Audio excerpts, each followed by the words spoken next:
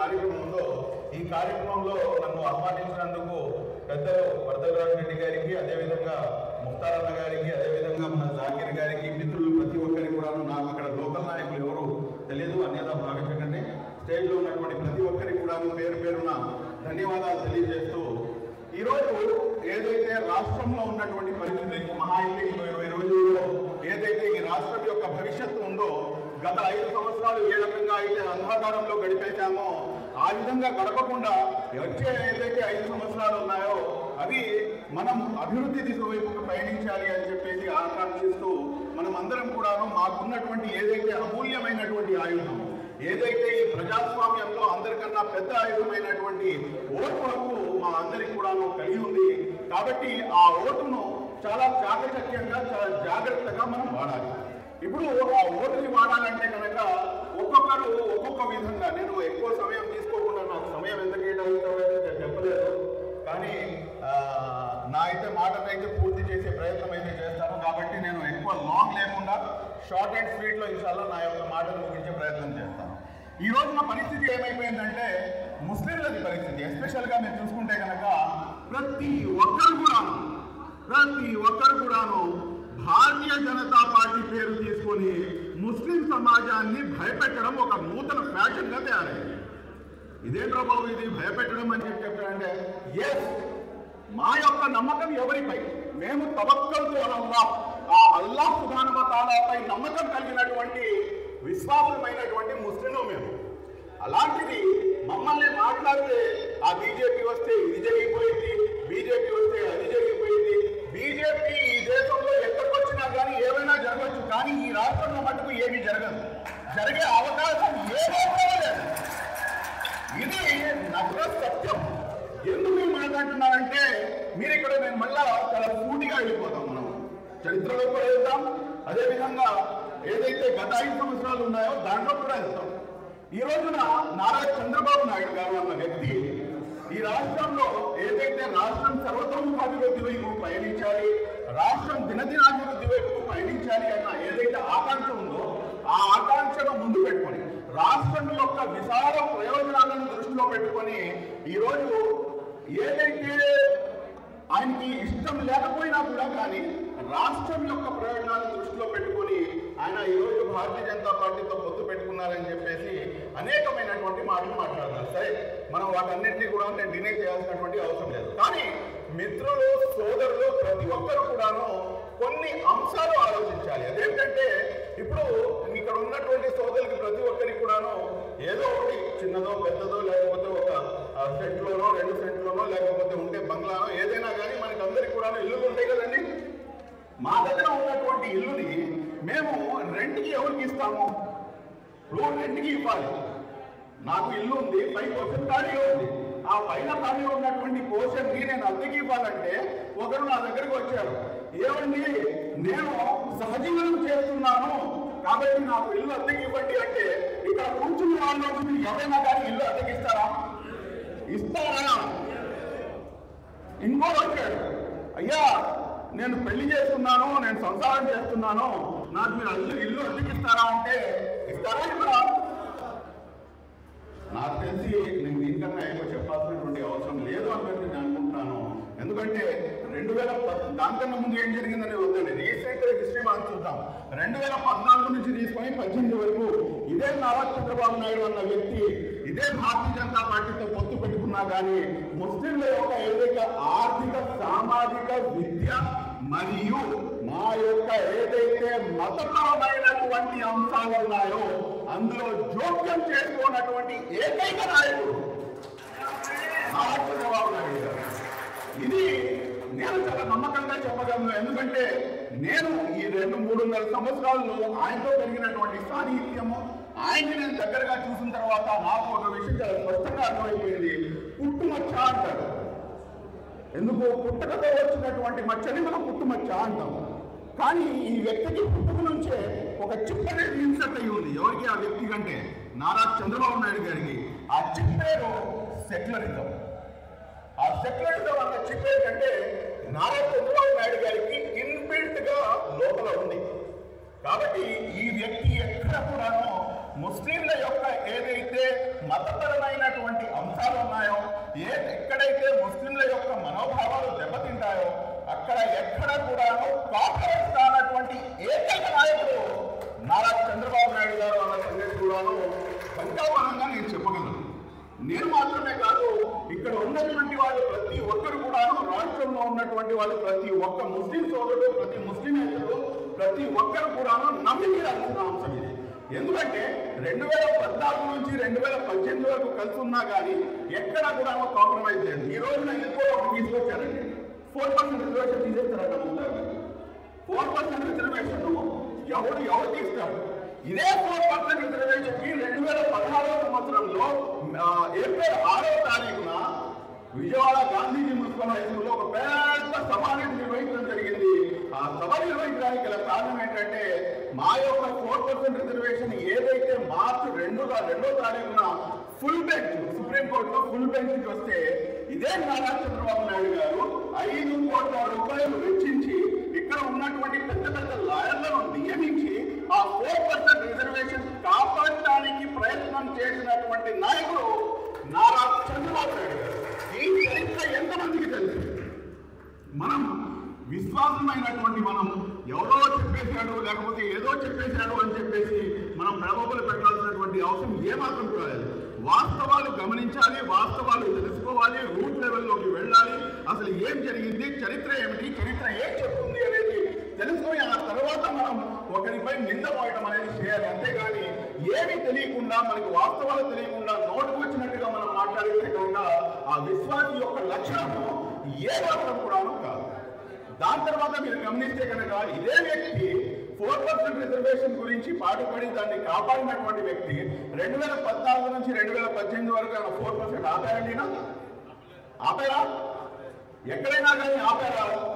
ఎక్కడా కూడాను దానికి ఆటంకం కలిగించలేదు. కానీ ఈ రోజున ఎందుకని చెప్పేసి ముస్లింల పైనే ప్రత్యేకంగా ఏదైతే ముస్లింలను తీసుకొని మేము బీజేపీతో పాటు లేము, మేము ముస్లింల కోసమే ఉన్నాము, నా మైనార్టీలు అని చెప్పేసి నా అని చెప్పేసి పూర్తిగా మైనార్టీ సమాజాన్ని సంఘటించేశారు జగన్మోహన్ రెడ్డి. ఇది వాస్తవం. ఇది ఏ రకంగా వాస్తవమో ఈ రోజు మీ ముందుకు పెద్ద కట్టినట్టుగా నేను తెలియజేస్తాను. ఎక్కువ పెద్ద అంశాల్లోకి వెళ్ళాల్సినటువంటి అవసరం లేదు. సింపుల్ గా ఆలోచించండి. ఇక్కడ కూర్చున్నటువంటి వాళ్ళలో ఎవరికైనా ఇమాం మరియు మౌజన్లకి లేకపోతే కనుక ఏదైతే మన యొక్క ఇంట్లో వృద్ధులు ఉంటారో వారికి పెన్షన్లు వస్తున్నాయి కదండి. కేవలం ఇప్పుడే ఇస్తున్నారు ఆయన ఏమన్నా కాదు కదా. గతంలో కూడా వచ్చినాయి, రోసయ్య గారి కాలంలో వచ్చినాయి, నారా చంద్రబాబు నాయుడు గారి కాలంలో వచ్చినాయి, కిరణ్ కుమార్ రెడ్డి కాలంలో వచ్చినాయి, వైఎస్ రాజశేఖర రెడ్డి కాలంలో వచ్చినాయి. కానీ ఎవరైనా కానీ ఈ వీటన్నింటినీ కూడాను ఒక కన్సాలిడేట్ చేసి తీసుకొచ్చి ఇంతమంది మైనారిటీలకు నేను ఏదైతే పెన్షన్ ఇచ్చానో ఇది మైనారిటీల బడ్జెట్ అని చెప్పేసి ఎక్కడైనా కానీ చెప్పారా? ఎవరైనా కానీ చెప్పారా? అలాగా ఈ దౌర్భాగ్యపు ప్రభుత్వం ఎంత దౌర్భాగ్యపు ప్రభుత్వం అంటే, ఎంత సిగ్గుమాలిన ప్రభుత్వం అంటే సింపుల్ ఎగ్జాంపుల్ చెప్తాను నేను మీకు. అదేంటంటే మధ్యాహ్న భోజన పథకం అని చెప్పేసి ఒక పథకం ఉంది. అది కేంద్ర ప్రభుత్వం ద్వారా నడుస్తుంది. ఆ మధ్యాహ్న భోజన పథకం ఏమిటంటే కేంద్రం 90% నిధులు ఇస్తే 10% నిధులు మాత్రమే ఆంధ్ర రాష్ట్ర ప్రభుత్వానికి ఉంటాయి. ఈ మధ్యాహ్న భోజన పథకంలో ఎంతమంది అయితే ముస్లిం విద్యార్థులు భోజనం చేస్తున్నారో వాటి లెక్క కూడా తీసి అరే మీ మీద ఇంత ఖర్చు పెట్టాను అంటున్నాడు. ఇంకా దీనికన్నా సిగ్గుమాల చర్య ఇంకేమైనా ఉంటుందా? చెప్పండి మీరు. కాబట్టి నేను 23,000 కోట్లు ఖర్చు పెట్టానంటాను. నేను ఛాలెంజ్ చేస్తున్నా. ఈ రోజున మీ దగ్గర ఉన్నటువంటి మొబైల్స్ ఓపెన్ చేయండి. APSMFC Andhra Pradesh state minority finance corporation open చేసి ఒకసారి ఆ వెబ్సైట్ విజిట్ చేయండి మీరు. ఈ రాష్ట్ర ముఖ్యమంత్రి వైఎస్ జగన్మోహన్ రెడ్డి గారికి దమ్ము ధైర్యం ఉంటే ఆ వెబ్సైట్ ని ఓపెన్ పెట్టమని చెప్పండి. ఆ వెబ్సైట్ ని మూసేస్తున్నారు మా దెబ్బకి. ఆ వెబ్సైట్ ని మూసేశారు. ఎందుకంటే దాంట్లో వాస్తవాలు ఉన్నాయి. మమ్మల్ని అందరినీ కూడా పిచ్చోళ్ళు చేయవచ్చు. కానీ ఏదైతే వెబ్సైట్ ఉందో ఆ వెబ్సైట్ లో ఉన్నటువంటి వాస్తవాలు మీ దగ్గర ఏదైతే బ్రౌచర్ వస్తుందో దాంట్లో మీరు చూడండి, గమనించండి. మొత్తం అక్షరాలు ఆయన ఖర్చు పెట్టినటువంటి నిధులు యాజ్ పర్ ఆయన రికార్డుల ప్రకారంగా 4,615 కోట్ల రూపాయలు. అది కూడాను నవరత్నాల కోసం కాదు. ఇది నచ్చ సత్యం. మా యొక్క ఏదైతే సంక్షేమం ఉందో ఆ సంక్షేమాన్ని పూర్తిగా సంక్షోభంలో నెట్టేసినటువంటి చరిత్ర హీరోలు ఎవరైనా ఉన్నారంటే అది కేవలం వైఎస్ జగన్మోహన్ రెడ్డి గారు అన్న సంగతి మీరు మేము రాష్ట్రంలో ఉన్నటువంటి ప్రతి మైనారిటీ సోదరులు గమనించాలి. రాష్ట్రంలో కనుక ఈ వాస్తవాలన్నీ కూడాను వాళ్ళకి తెలిస్తే కనుక రాష్ట్రంలో ఉన్న ఏ ఒక్క మైనారిటీ సోదరుడు కూడాను వాళ్ళకి ఓటేరు. ఇది నిజమైనటువంటి వాస్తవాలని నేను చెప్పట్లేదు. దాని తర్వాత నేను ఇంకో 2 ఎగ్జాంపుల్స్ ఇస్తాను. ఎందుకంటే మోటా ఎగ్జాంపుల్ అంటారు కదా, అంటే మీకు సబ్జెక్ట్ అర్థం కాదని చెప్తున్నా. మనం గత 5 సంవత్సరాలతో ఈ 5 సంవత్సరాలు గడిచిన 5 సంవత్సరాలతో 2 అంశాలను మనం కంపేర్ చేద్దామండి. మసీదులకి మరమ్మతులకి మనకందరికి కూడాను చంద్రబాబు నాయుడు గారి హయాంలో 25,000, 1,00,000 రూపాయలు, 2 లక్షలు, 3 లక్షలు ఇలాగా ప్రతి ఒక్కరికి కూడా వచ్చేవి కదండి. గత 5 సంవత్సరాల టీడీపీ హయాంలో నేను చూసుకుంటే కనుక 35,97,00,000 అంటే దాదాపు 36 కోట్ల రూపాయలు కేవలం ముస్లిం మైనారిటీల యొక్క ఏదైతే మసీదుల యొక్క మెయింటెనెన్స్ ఉందో దానికోసం ఖర్చు పెట్టినటువంటి ఘనత నారా చంద్రబాబు నాయుడు గారు. అయిపోయిందండి. ఇప్పుడు ఈ సిగ్గుమాలిన ఈ రాష్ట్ర ముఖ్యమంత్రి వర్యులు గౌరవనీయులు మాజీ శ్రీ వైఎస్ జగన్మోహన్ రెడ్డి గారి గురించి మాట్లాడుకుందామా? 87 లక్షల రూపాయలు ఇచ్చారు.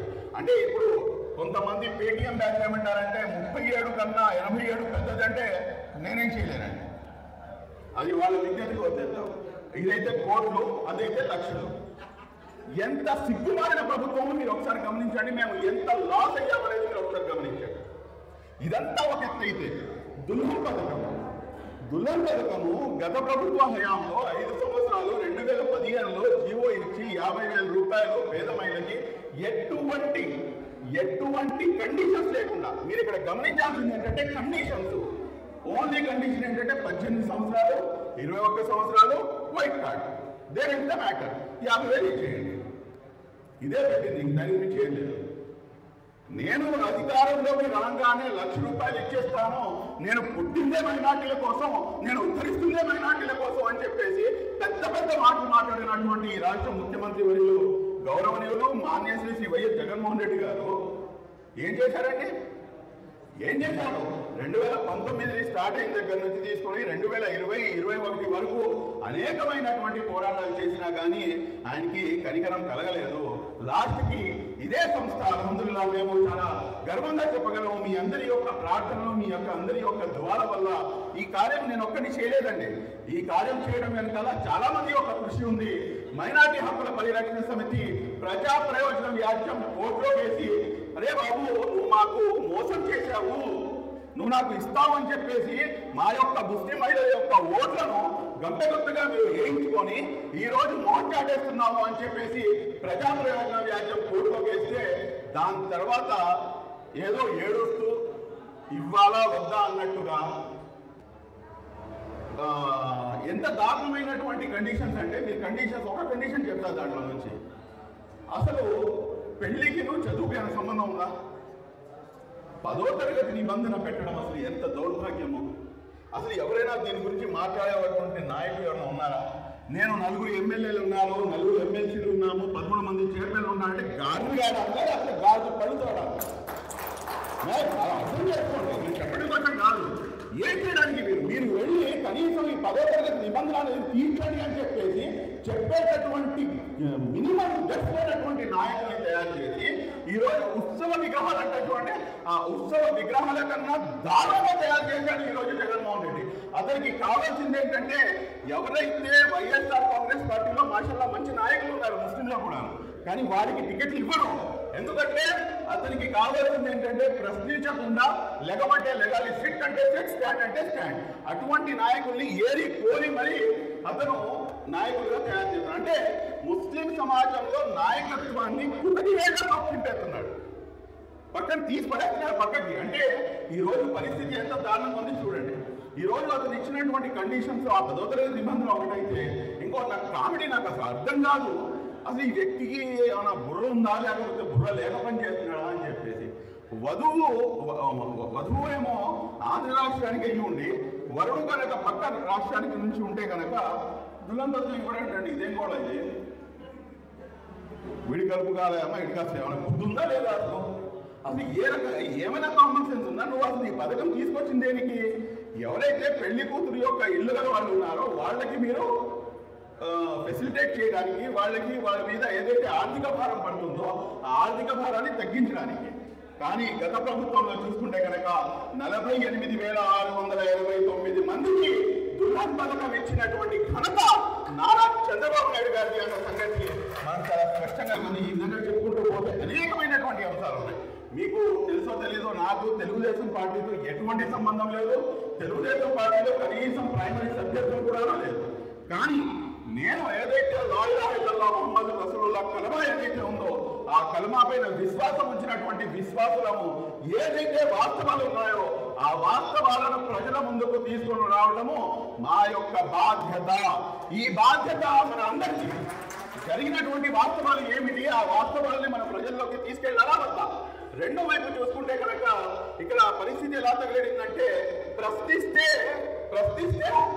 కేసులు పెడతాడు, ప్రశ్నిస్తే జైలుకు పంపిస్తాడు, ప్రశంసిస్తే పదవులు ఇస్తాడు, అందరానికి ఎక్కిస్తాడు. ఎంత దౌర్భాగ్యం చూడండి. ఇక్కడే మన ముఖ్యార్ గారికి నేను ఆ రోజు ధన్యవాదాలు తెలియజేయడం అనేది కరెక్ట్ కాదనిపించింది. ఈ రోజు సరి అయిన, ఎందుకంటే ధన్యవాదాలు నేను ఒక్కడికి చెప్తే సరిపోతుంది, కానీ మనం అందరి ముందు ప్రతి ఒక్కరికి తెలియచేయాల్సినటువంటి అవసరం ఉంది. ఇక్కడ అక్బర్ బాషా అని చెప్పేసి ఒకటి సూసైడ్ చేసుకుంటే వాడిని కాపాడడానికి, రెస్క్యూ చేయడానికి ఇక్కడ వస్తే ఇతనేమో రాష్ట్రం మొత్తం తిరిగి అందరికీ తలలపై చేతులు పెట్టి, ముద్దులు పెట్టి, బుక్కులు నడిపి ఏదేదో చేసి ఇష్టం వచ్చినట్టుగా ఓవర్ యాక్టింగ్ అన్నీ చేసేసి నేను సానుకూలత సంపాదించుకోవడం కోసం అని చెప్పేసి మీరు ఏదో యాత్రను చేపట్టాడు. ఏం యాత్ర అన్నది? ఏదో దౌర్భాగ్యపు యాత్ర ఏదో చేపట్టాడు కదా. ఏంటది? పరామర్శ యాత్ర. అంటే వీరికి సంబంధం లేని వ్యక్తులు అందరూ కూడా పోతే ఇళ్లకు పోయి ఈయన పరామర్శిస్తాడంట. నా సామాజిక వర్గానికి చెందినటువంటి వ్యక్తి ఆత్మహత్య చేసుకుంటానంటే వాడిని రెస్క్యూ చేయడానికి నేను ఇక్కడ బయలుదేరిస్తే నన్ను నుంచోబెట్టి పక్కన బండి ఆపి ఇంటికి దీనికి తీసుకెళ్లి సింపుల్ గా నా చేతిలో కాగితం పెట్టాడు. ఏంటయ్యా అని చూస్తే 307 అంట. నేను చెప్పడానికి వచ్చానంట. ఆ రోజు మన ఆంధ్ర భాషలో కూడా ఉన్నాడు అక్కడ. అంటే 307 అంటే ఎంత సింపుల్ గా పెడుతున్నాడు, ఎంత అధికార దుర్వినియోగానికి పాల్పడుతున్నాడు అని చెప్పడానికి, రాష్ట్రంలో అరాచకం ఏ స్థాయిలో ఉంది అని చెప్పడానికి ఇది ఒకటి నిదర్శనం. ఆ రోజున మా కోసం మేము చేయడం ఉంటే మా కోసం ఇక్కడ మొత్తం కూడా కార్యక్రమాలు చేశారు. కాబట్టి నేను మనస్ఫూర్తిగా ముఖ్యార్ గారికి ఇక్కడ ఆ రోజు పార్టిసిపేట్ చేసిన ప్రతి ఒక్కరికి కూడా మనస్ఫూర్తిగా ధన్యవాదాలు తెలియజేసిన అల్లాహ్ సుబ్హానహు మీకు జజాయ ఖైర్ ఇవ్వాలని చెప్పేసి ఈ రోజు మీరు దీంతో పాటు మీరు ఒక్క నిమిషం ఒక్క అంశం మీరు ఆలోచించండి. ఒక చిన్న హదీస్ ఏదైతే కారుణ్యమూర్తి ముహమ్మద్ ప్రవక్త సల్లల్లాహు అలైహి వసల్లం గారు ఉన్నారో ఆయన ఇచ్చినటువంటి ఉపమానం ఏమిటంటే, ఎక్కడైనా చెడు జరుగుతుంటే, ఫర్ ఎగ్జాంపుల్ ఇక్కడ చెడు జరుగుతుంది, చెడు ఏం జరుగుతుంది? ఒకరిని పట్టుకుని కొట్టాడు, ఒకటి తప్పుంది, ఒకటి తప్పు లేదు. మరి అలాంటప్పుడు అక్కడ 3 స్టెప్స్ ఉన్నాయి. 3 భాగాలుగా దాన్ని విభజించారు. ఇది తప్పు జరుగుతుంది అని చూసి మీ చేతిలో కనుక దేవుడు ఆ శక్తి సామర్థ్యాలు ఇస్తే కనుక చేతిలో ఆపని చెప్పేసి కారుణ్యమూర్తి ముహమ్మద్ ప్రవక్త సల్లల్లాహు అలైహి వసల్లం గారు మాకు ఆదేశించడం జరిగింది. రెండో స్టేజ్ ఏంటంటే, కనీసం నువ్వు ఆ చేతితో ఆపేటటువంటి నీ దగ్గర ఇది లేకపోతే కనుక, పవర్ లేకపోతే కనుక నువ్వు కనీసం నోటితోనైనా కానీ అరే ఇది జరుగుతుంది తప్పు, నువ్వు ఆగు నువ్వు అని చెప్పేసి అయినా కానీ ఆ తప్పుని ఆపే ప్రయత్నం చేయాల్సినటువంటి బాధ్యత ముస్లిం సమాజంపై ఉంది, విశ్వాసంపై ఉంది. మూడవ స్టేజ్ ఏం తెలుసండి? కనీసం అంటే ఇది ఈమాన్ యొక్క, విశ్వాసం యొక్క ఆఖరి స్టేజ్ అన్నమాట. కనీసం మనసులో అయినా అనుకోవాలి, అరే ఇది జరుగుతుంది తప్పు, నేను నోరు విప్పి కూడా చెప్పలేను, నేను కనీసం చెయ్యేసి కూడా నేను ఆపలేను. కాబట్టి ఈ రోజున రాష్ట్రంలో ఎక్కడెక్కడ ఎటువంటి దౌర్జన్యాలు జరుగుతున్నా కానీ మేము గమ్మున కూర్చొని మేము చూస్తున్నాం, కానీ ఎక్కడ కూడా ప్రశ్నిస్తున్నామా? ప్రశ్నించడం అనేది ప్రజాస్వామ్యంలో సింహభాగం లాంటిది. ఈ రోజు ఎవరైనా ప్రశ్నిస్తే కనుక నువ్వు తీసుకెళ్లి జైల్లో మూసేస్తున్నావు. ఈ రోజు నేను చెప్తున్నాను, నువ్వు 1 కాదు, 2 కాదు, 3 కాదు, నా మీద 9 కేసులు పెట్టావు. 2019 కన్నా ముందు మా మీద 1 కేసు లేదు. ఏ పాపం చేశావు? నువ్వు చేస్తుంది ఇది తప్పు అని చెప్పేసి చెప్తే కేసులు పెడతావా? అంటే ఇంత అహంకారమా? అహంకారానికి గురైనటువంటి ప్రతి ఒక్కరు కూడాను ఇది వాస్తవం, ఇది జరిగి తీరుతుంది ఇన్షాల్లా అని చెప్పేసి మీ అందరికీ కూడా తెలియజేస్తూ ఇంకొక లాస్ట్ అంశం మీ అందరికీ కూడా తెలియజేస్తున్నాను. చూడండి, ముస్లిం మైనారిటీలు అయినటువంటి మేము కేవలం ముస్లింల సమస్యలపై మాట్లాడటం అనేది ఏమాత్రం కూడాను సరియైన పద్ధతి కాదు. ఏదైతే ఇస్లాం ధర్మాన్ని నేను ఆచరిస్తున్నానో, మేమందరం ఆచరిస్తున్నామో, ఇస్లాంలో చాలా స్పష్టంగా ఎవరి కోసం పనిచేయమన్నారు? ముస్లింల కోసం పనిచేయమన్నారా? యావత్తు మానవాళి కోసం పనిచేయమన్నారు. మా యొక్క పని ప్రతి ఒక్కరి కోసం, ఎస్సీ, ఎస్టీ, బీసీ, మైనార్టీ ప్రతి వర్గాల కోసం మా యొక్క కృషి ఉండాలి. ఈ రోజున రాష్ట్రంలో అనేకమైనటువంటి అంశాలు ఉన్నాయి. ఇసుక మాఫియా, ఇసుకని ఈ విధంగా తోడుకుంటున్నాడు. రాష్ట్రంలో ఇందాక మాట్లాడుతూ గుట్ట మట్ట కట్ట ఏదేదో అంటారా, అవన్నీ కొన్ని ఓట్స్ అంటే ఈ ప్రభుత్వంలో మేము నేర్చుకున్నాం. ఈ ప్రభుత్వంలో చాలా విషయాలు నేర్చుకున్నాం, అవగాహన కలిగింది. గుట్కా అంటే ఏంటి, మట్ట అంటే ఏంటి, లేకపోతే డ్రగ్స్ అంటే ఏంటి, డ్రగ్స్లో ఎన్ని భాగాలు ఉంటాయి, ఇంకేంటి అని చెప్పేసి సంగతి మొత్తం కూడా డీటెయిల్గా తెలిసింది. ఇటువంటి అంశాలను, ఇటువంటి సామాజిక రుగ్మతలపై మేము మాట్లాడాల్సినటువంటి బాధ్యత మనకు ఉందా లేదా? అమరావతి రాజధాని ఈ రోజు రాష్ట్రం యొక్క దుర్భర పరిస్థితి ఏంటి? ఎంత దారుణమైనటువంటి పరిస్థితులు మేమున్నాం. మీరు హైదరాబాద్కి వెళ్తే మీకు సంతోషం కలుగుతుందే కానీ నాకైతే కళ్ళెమ్మట రక్తపు నీళ్లు రాస్తాయి. దానికి కారణం ఏంటంటే నా యొక్క రాష్ట్రం ఇది. నా ఆంధ్ర రాష్ట్రానికి రాజధాని లేకుండా చేసినటువంటి రాక్షసుడు ఇక్కడ ఉన్నాడు. ఆ రాక్షసుడు కింద దింపేంత వరకు మాకు రాజధాని నిర్మించుకుంటే కనుక రాబోయే కాలంలో మేము ఒక మంచి మార్గాన్ని వేసిన వాళ్ళం అవుతాం. ఇంకో అంశం కూడా నేను మీకు తెలియజేస్తాను. అదేమిటంటే ఈరోజు రాజధానిని వైజాగ్కి తరలిస్తాను అని చెప్పి ఘంటాబద్ధంగా ఈరోజు ఈ రాష్ట్ర ముఖ్యమంత్రి వర్యులు గౌరవనీయులు మాన్య శ్రీ వైఎస్ జగన్మోహన్ రెడ్డి గారు చెప్తున్నారు. కాబట్టి మేము ఒకసారి కంపారిజన్ చేస్తాము. ఆ కంపారిజన్ ఏమిటంటే మీరు విశాఖపట్నంకి తరలిస్తే ఏమవుతుంది? మా నారా చంద్రబాబు నాయుడు గారు ఎస్టాబ్లిష్ చేసినటువంటి ఏదైతే 5 కోట్ల ప్రజల కలగన్నటువంటి రాజధాని అమరావతి రాజధానిగా ఉంటే ఏంటి డిఫరెన్స్? ముస్లింలకు అయ్యేటటువంటి బెనిఫిట్ ఏంటి? ఈ వైపుగా నాకు తెలిసి ముస్లిం సమాజం ఎవరు ఆలోచించుంటారు? ఆలోచిస్తే కనుక ఒక 2-3% మంది మాత్రమే ఆలోచించుంటారు. ఈ రోజున ఏదైతే ఔటర్ రింగ్ రోడ్ ఓఆర్ఆర్ నిర్మించారో మీరు చూస్తే కనుక ఆ ఓఆర్ఆర్ పరిధిలో ఏదైతే ఈ ఓఆర్ఆర్ పరిధి ఉందో, ఏదైతే అమరావతి రాజధానికి ఈ పరిధిలో దాదాపు 9 నుంచి 10 లక్షల మంది ముస్లింలు నివసిస్తున్నారు. నంబర్ 1. నంబర్ 2, దాదాపు 700 కన్నా ఎక్కువ మసీదులు ఈ ఔటర్ రింగ్ రోడ్ పరిధిలో, ఈ 2 జిల్లాలు కృష్ణా మరియు గుంటూరు జిల్లాల పరిధిలో 700 కన్నా అధికంగా మసీదులు ఉన్నాయి. అంటే ఇక్కడ రాజధాని కనుక ఏర్పడితే రేపటి రోజున 2 ఆటోనగర్లు ఉన్నాయి. ఒకటి గుంటూరు ఆటోనగర్ ఉంది, విజయవాడలో ఆటోనగర్ ఉంది. మా యొక్క సోదరులు అత్యధికంగా పనిచేసేది ఎక్కడ మిత్రమా? ఆటోనగర్లో మంచి మంచి వర్క్ షాప్స్, లేకపోతే టైర్ మార్కెట్లోనో, లేకపోతే ఇంకో మార్కెట్లోనో, డిస్పోజల్లోనో ఇలాగ వాళ్ళు ఉంటారు. కాబట్టి అమరావతి రాజధాని కనుక ఏర్పడితే ఏమవుతుందనేది స్పష్టంగా మీ సపరేట్గా మీకు చెప్పాల్సినటువంటి అవసరం లేదు. కానీ అదే విశాఖపట్నంకి తరలిస్తే మొత్తం కలిపి గుబ్బెలకు, అది కూడా కేవలం విశాఖపట్నం కాదండి, అనకాపల్లి దగ్గర నుంచి తీసుకొని శ్రీకాకుళం వరకు ముస్లిం జనాభాని లెక్కేస్తే 70 నుంచి 80 వేల మధ్యలో ముస్లింలు ఉన్నారు. అన్ని కూడా మసీదులు లెక్కేసుకుంటే ఒక మహా అయితే ఒక 60-65 మసీదులు ఉంటాయి. ఇప్పుడు మనం కాసేపటికి మనం సెల్ఫిష్ అయ్యి ఆలోచిద్దాం. కాసేపటికి ఏది మంచిది మిత్రమా? ఏది మంచిది? అమరావతి రాజధాని అనేది మొత్తం సెంటర్ పాయింట్ గా ఉంది, ఇటు రాయలసీమకి కానీ లేకపోతే అటు ఉత్తరాంధ్రకి కానీ. కాబట్టి ఈ అంశంపై మాట్లాడితే కొంతమంది మాట్లాడుతారు, ముస్లిం మైనార్టీలకు మీకు అమరావతి రాజధాని గురించి ఎందుకండి? మీరు ఇసుక గురించి ఎందుకు మాట్లాడతారండి?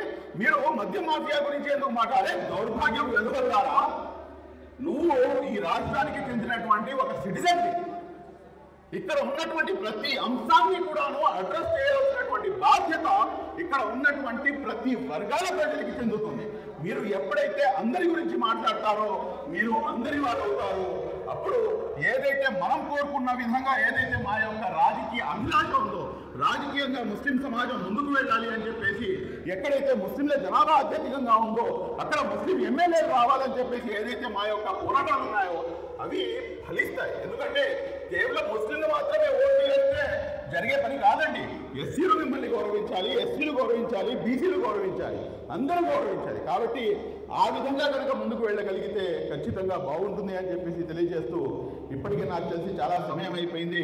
ఈ రోజున ఏదైతే రేపు ఉన్నటువంటి ఎన్నికలు ఉన్నాయో ఆ ఎన్నికల్లో పెద్దవారు మన వరదరాజ్ రెడ్డి గారికి, అదేవిధంగా ఇక్కడ ఎంపీగా ఉన్నటువంటి భూపేష్ రెడ్డి గారికి, వీరిద్దరికి కూడాను మీ యొక్క అమూల్యమైనటువంటి ఓటు.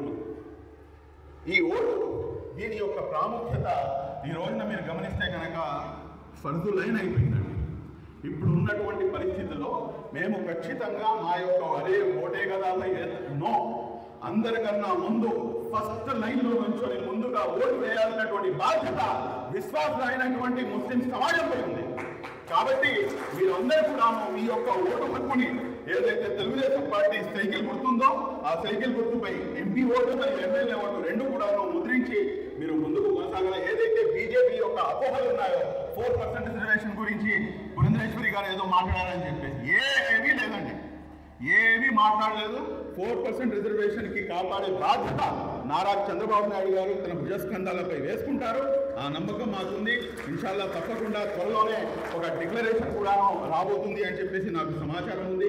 అందులో డెఫినెట్గా ముస్లిం సమాజానికి ఏం చేయబోతున్నారు, ఎలా ముందుకు తీసుకెళ్తారు అనే అనేక విధాలుగా అంటే 4 వైపుల నుంచి ముస్లిం సమాజానికి ఏ రకంగా అప్లిఫ్ట్ చేయాలి అన్న దానిపై కూడాను చాలా పెద్ద సుదీర్ఘమైనటువంటి డిస్కషన్ అయితే పార్టీలో కొనసాగుతుంది. చాలా త్వరలో డిక్లరేషన్ వస్తుంది. మీరందరూ కూడాను ప్రతి ఒక్కరూ మీ కనీసం ఒక నలుగురికైనా కానీ తెలియజేసి మీ యొక్క అమూల్యమైన ఓటును మీరందరూ కూడాను ఉపయోగించాలని చెప్పేసి తెలియజేస్తూ ఆఖరిలో ప్రతి ఒక్కరికి కూడాను ధన్యవాదాలు తెలియజేస్తూ సెలవు తీసుకుంటాను. Thank you very much. జై హింద్. అస్సలాము అలైకుం వరహ్మతుల్లాహి వబరకాతుహు.